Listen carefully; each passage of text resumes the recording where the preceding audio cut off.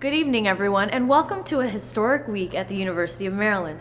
My name is Simone Bongo Vieja, and I am a graduate journalism student in the Philip Merrill College of Journalism. And I'm Sean Mahoney. I'm a senior broadcast journalism major in the Merrill College as well. And we are proud to be your host for a series of events to commemorate the inauguration of Darrell Pines as the 34th president of the University of Maryland. Tonight is the first event of Inauguration Week, and we begin with a look at some of the grand challenges of our time from a historical, cultural, and artistic perspective. Presented by the College of Arts and Humanities, welcome to The Art of Humanizing Grand Challenges.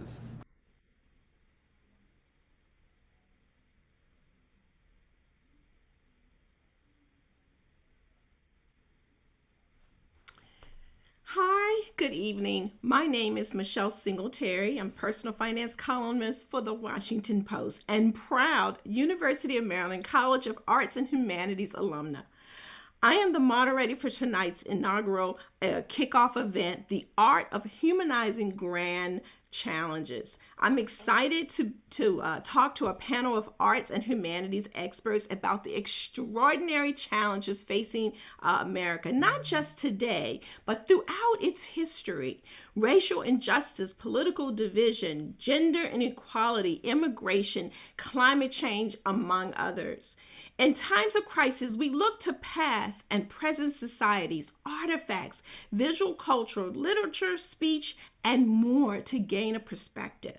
Today's panelists are working on ambitious scholarship and projects that investigate and present information on these grand challenges to students in the classroom and through public-facing projects. Let me introduce the UMD faculty experts we will have here today. Historians Darrell Williams and Robin Munsey, Professor of American Studies and Government and Politics Janelle Wong, and artist Cy Keener. First up, historian and co-principal investigator of enslaved.org, Darrell Williams, will speak about racial injustice and enslavement. Welcome, Darrell. Thank you so much for joining us today. So, Darrell, help us trace the long history of racial injustice in America through the lived experiences of enslaved Africans. Tell us about your scholarship and project, enslaved.org. Well, thank you. Of course, we can think about race and America and slavery as combined. The foundations of all three are very much intertwined. So to understand America and to understand race and racism is also to understand slavery. So part of the project that I'm part of, which is called enslaved.org, tries to look at that history in the United States and globally, particularly using an open source, open access platform, a discovery platform to understand the lives of the enslaved through a combination of data sciences, historical research, and family and genealogical history. Wow, that's great. So how does your work connect to or inform the current conversation that's going on right now about race? Well, again, because race and slavery are so intertwined in the United States, to study slavery is, of course, to also study race and racism, racial formations. But we are particularly interested in speaking the names of the enslaved, looking at those individuals in their fullness of their lives, but particularly their names. So in that way, we're speaking to the moment of 2020 and beyond, of saying their names and understanding to say one's name is to understand race, and particularly anti-racism, and centering Blacks and Blackness as well. Right. So you keep saying say their name. Can you talk a little bit more about why that's so important? Well, it is because the violence of enslavement, in part, was a violence of erasing people of their names or stripping of their names. Africans being stripped of their African names and given Christian or classical names, but also in the archival record, stripping the names of individuals to reduce them to objects, commodified objects. And so to say the name, to recover that name, is to recover that person, to connect to that person and to understand that person as a named individual and part of a family and a community. And we have tools in the humanities to do that kind of work, to recover those names and to say them. Right.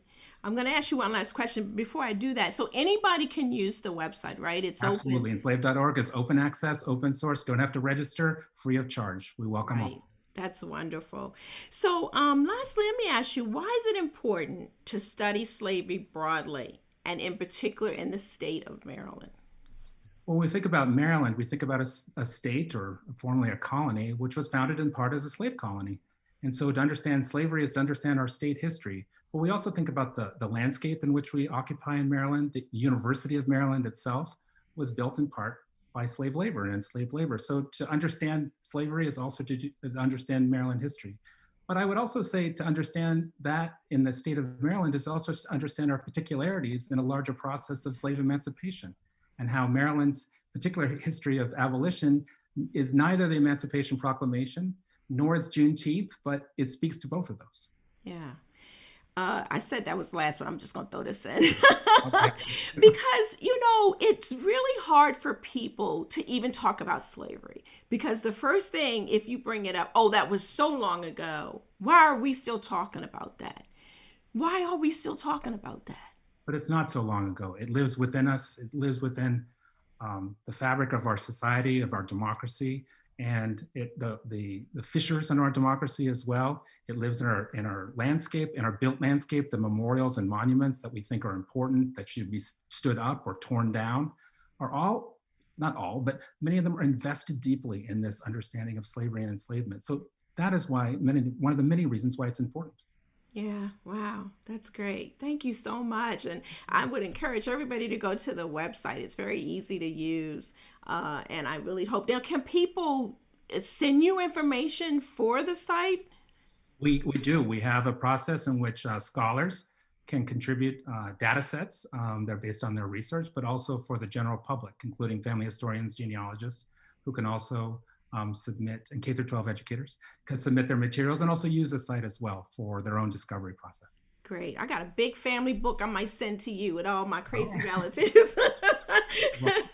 So thank you, Daryl. So next, I'd like to transition to Robin Munsey, a historian investigating the long and complicated struggle for gender equality and voting rights in America. Hello, Michelle. Hi, how are you? So good to see you. Well, virtually anyway. You too. So Robin, tell us about your scholarship and the project Rightfully Hers, American Women and the Right to Vote, which helped mark the 100th anniversary of the 19th Amendment to the U.S. Constitution, granting women the right to vote, or did it? Thank you so much, Michelle. Rightfully Hers is an exhibit at the National Archives in DC, which I had the great honor to guest curate. The exhibit did indeed commemorate the 100th anniversary of the 19th Amendment, which most people would say enfranchised American women. But in the exhibit, we make the argument that, in fact, it is inaccurate to claim that the 19th Amendment enfranchised American women, and it's inaccurate for two main reasons. The first is that millions of American women already had the vote before the 19th Amendment was ratified. They were enfranchised by their states. And in fact, it's because so many women were already voting that men in Congress were pressured to pass the federal amendment. So if we want to understand how that major change happened, and so many other major changes in our history, we need to zero in on the grassroots activists in the states who over generations made this change, so that grassroots activists in the states were responsible for producing the 19th Amendment. Wow, that's so interesting. The second reason that it's inaccurate to say that the 19th Amendment enfranchised American women is because millions of women still were barred from the polls even after the 19th Amendment was ratified. So the amendment said that no state or the federal government could deny the vote on the basis of sex. But it didn't say that the states could not deny women the vote on other bases, and many states did. So for instance, African-American women in the South were disfranchised by the same measures that had largely disfranchised African-American men by 1920. Poll taxes, unfairly administered literacy tests, brute violence. Yeah. Similarly, Asian immigrant women could not hope to vote in the United States in 1920 or immediately thereafter because they couldn't become citizens. Many states disfranchised Native American women who lived on reservations. So all of those women and their allies and many more the list goes on and on, continue to struggle for suffrage after 1920. And one of the takeaways from the exhibit is that the suffrage struggle is our struggle. It is not over. It's not over. That's I love that. I don't love it because I love it. I love it because it's really current, that statement that you just made.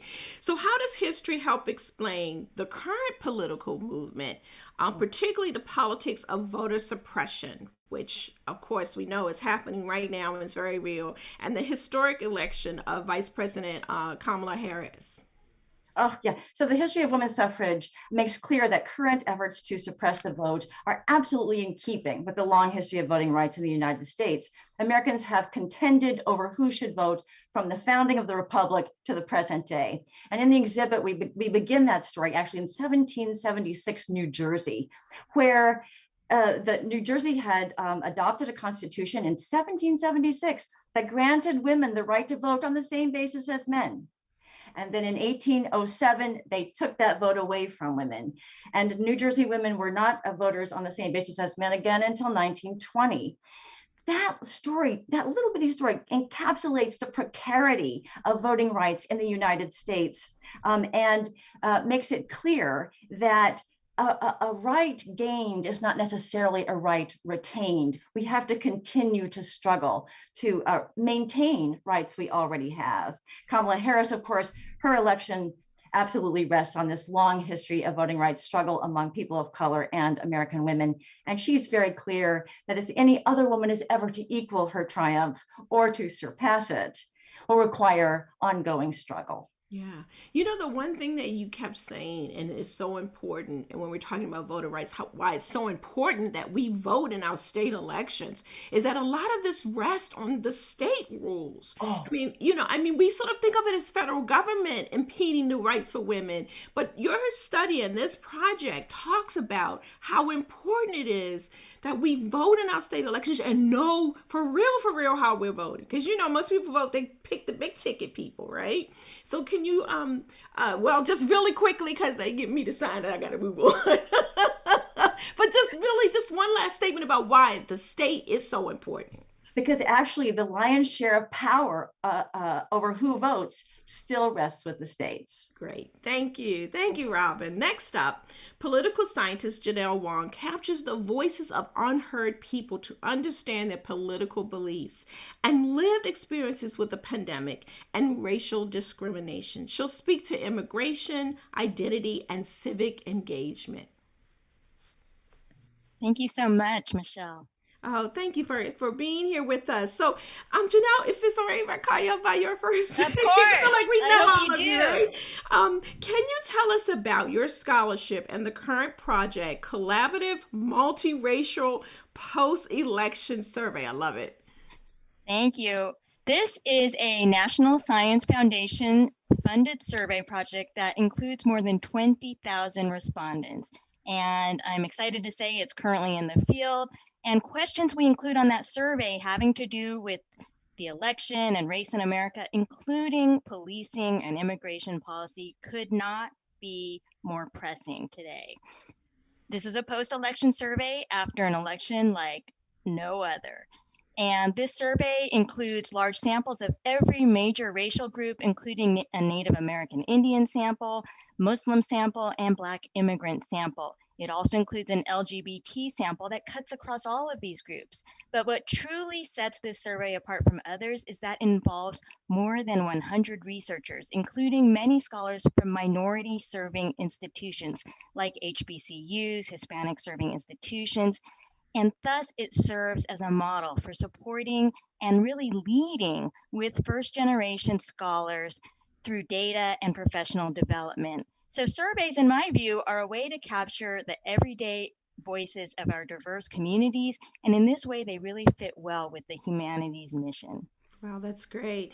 Can you speak to your research on anti-Asian bias and other forms of discrimination faced by Asian Americans and other groups?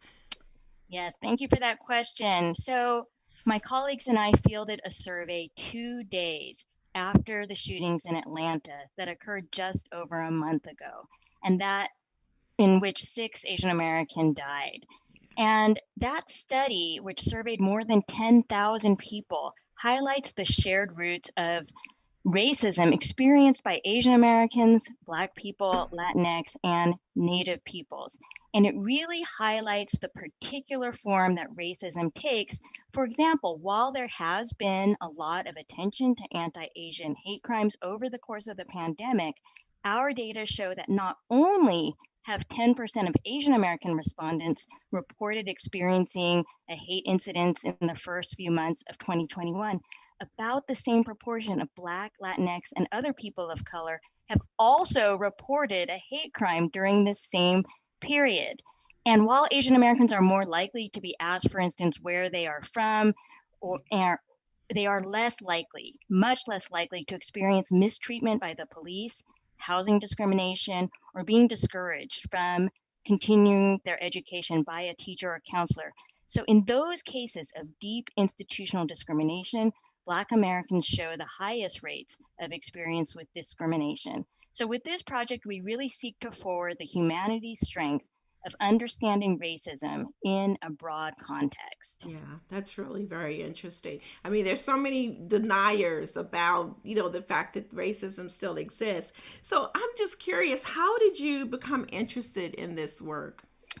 It was really a combination of a mentor. So I had a really important mentor in Melvin Oliver, who became eventually the first Black president of Pitzer College.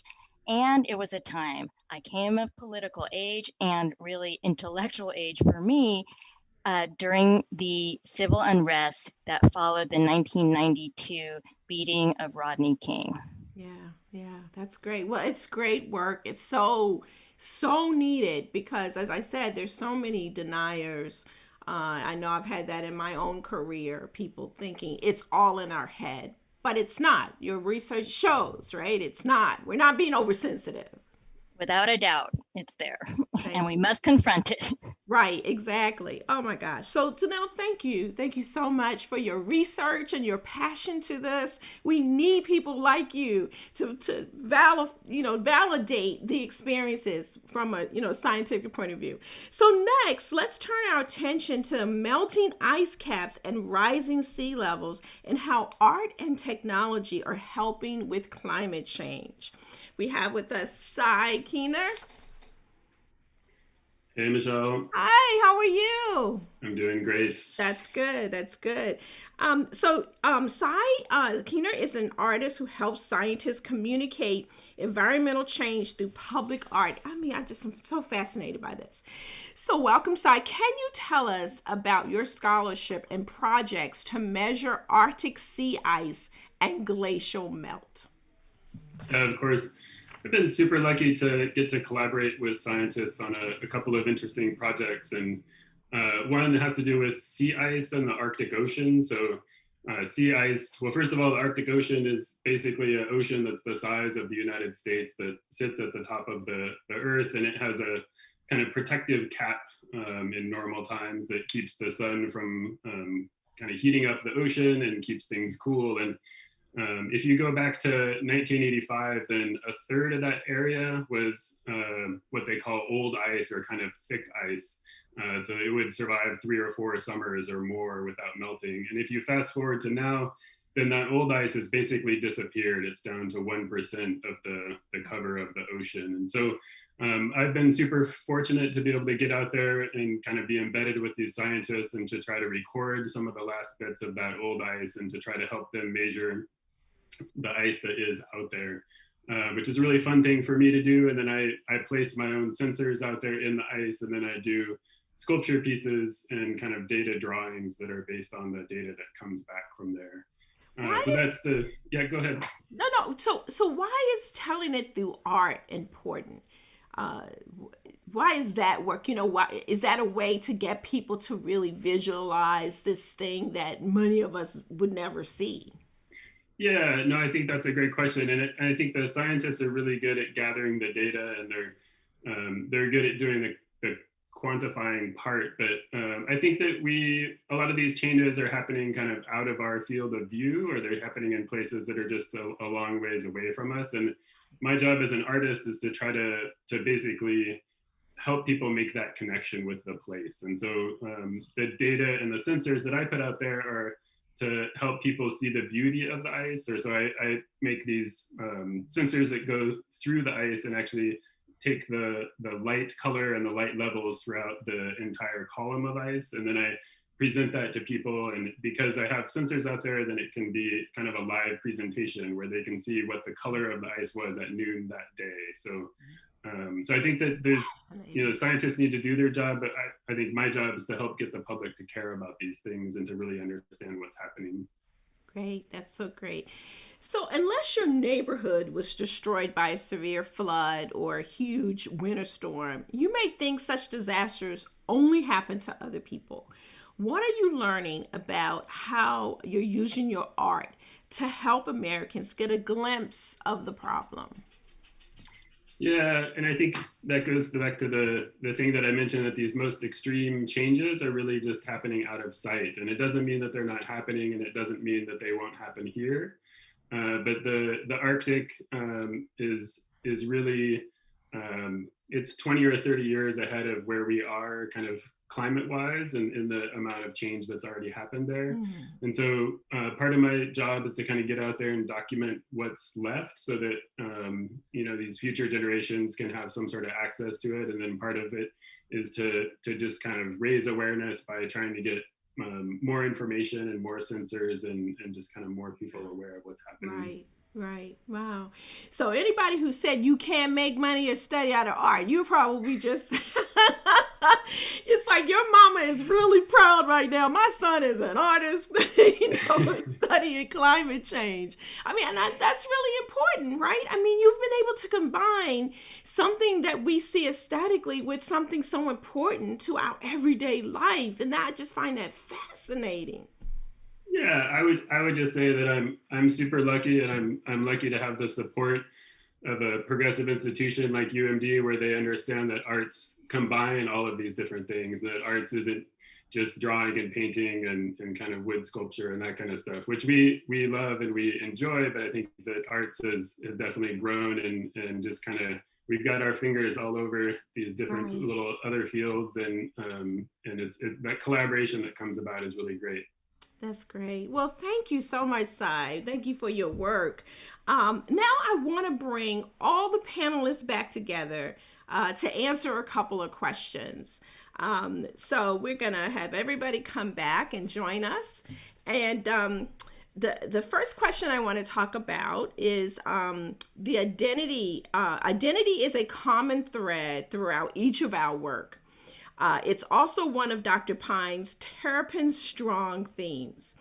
Has your research shed any light on the significance of identity and responding to today's grand challenges? And I'm going to go to Robin first to take this big question. Yeah, thanks so much, Michelle. Yeah, I think one of the things that my work on suffrage has brought home to me is the significance of intersectionality in understanding identity. Intersectionality says that there's no one basis of our identity that can explain our whole experience, our sense of self, our location in US society. And that means that we have to care about all aspects of our identity. So if you care about women, you have to care about every basis on which women are discriminated against. You have to care about class, you have to care about race, you have to care about age, you have to care about citizenship and immigration status, you have to care about ability, disability. These are all bases on which women have been discriminated against at the polls. So that identity is intersectional is one of the things that has been highlighted by my work. That's wonderful. Thank you so much, Robin. So I want to go to Daryl next. Has the pandemic impacted your work, and what does the future look like for you? And I'm going to ask Daryl first and then Janelle to take this question. Thank you, Michelle. This past year has been so difficult for all of us. For me personally, I haven't seen my family in 14 months, 15 months, but for America and the lost lives and the pain. However, I do have to say that during this period of the pandemic, I felt that I had an opportunity, a privilege, a mission to speak to the moment, to use the digital tools that are available to us to develop a digital humanities project, which really functioned only in virtual space, in remote space, and a team which was dispersed. And then to do that work, to speak to the racial justice moment, to say their names, and to embed our work within a larger national conversation, a global conversation about racial justice. And so for me, this pandemic has been both quite difficult personally and of course nationally, but also quite generative as well. Yeah, thank you. What about you, Janelle?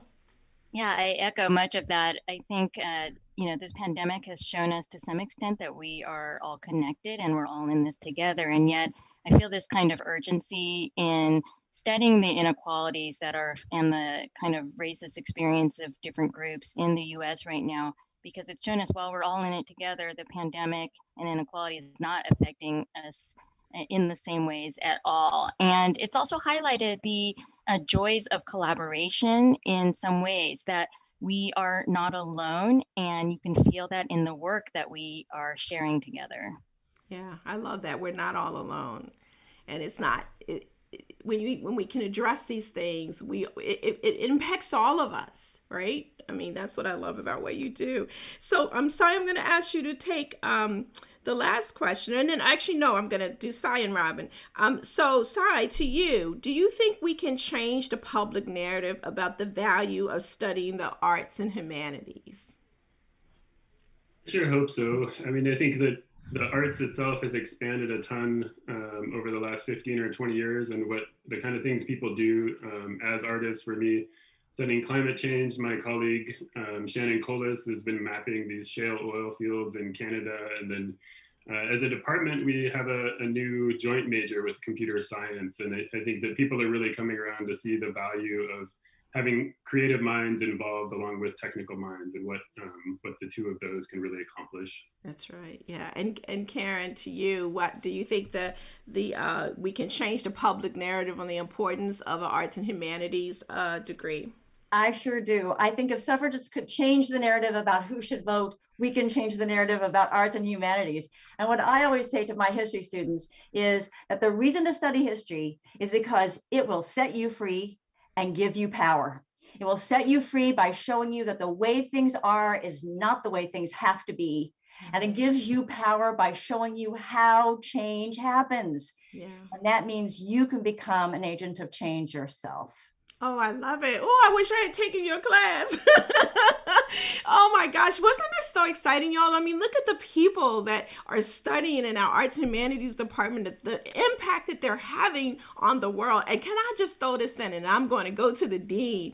I have an arts and humanities degree, and I like to joke because my husband is from STEM. He's an engineer. And so after about the first year we started working after that, I have made more money than my husband. And don't tell him I said that, y'all. But this idea that you can't make a living with this degree, which is what a lot of people say, STEM is incredibly important. And we still need more women and minorities in there. But hey, y'all, arts and humanities is the bomb diggity. My kids hate when I say that. But I'm grateful that I have that degree, that I've been able to work for the Washington Post for almost 30 years now, informing the public about how to handle their money. And I learned that and the skills from that department. And it's an important place for you to study, especially if you hate math. So I want to thank all of you, and I'd like to invite a special guest to join us quickly. Dean Barney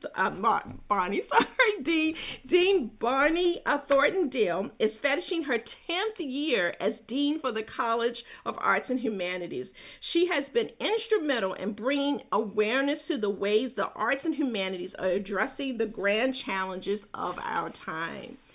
So welcome, Dean. Michelle, thank you. Thank you so much for joining us and moderating this discussion. I can't tell you how exciting it is to be Dean of the college that is the bomb diggity. Anyway, thanks also to all of our wonderful faculty experts for sharing your work and participating in this panel. I truly enjoyed today's discussion and hope all of you in the audience did as well. Here at the University of Maryland, championed by President Pines, we are deeply committed to addressing the grand challenges of our time, through our research, teaching, and creative practice. As you can see from this panel, the arts and humanities are a vital part of our campus community and bring unique perspectives to our understanding of pressing issues. Our approaches are multisensory. They challenge our minds, expand our visual perceptions, and touch our hearts. We are pleased to participate in welcoming and honoring President Pine's vision and to join him in addressing some of the greatest challenges of the era. Thank you. Thank you for joining us for tonight's program. Please join us tomorrow night for an intimate look at artist, scholar, collector, and distinguished university professor, David C. Driscoll.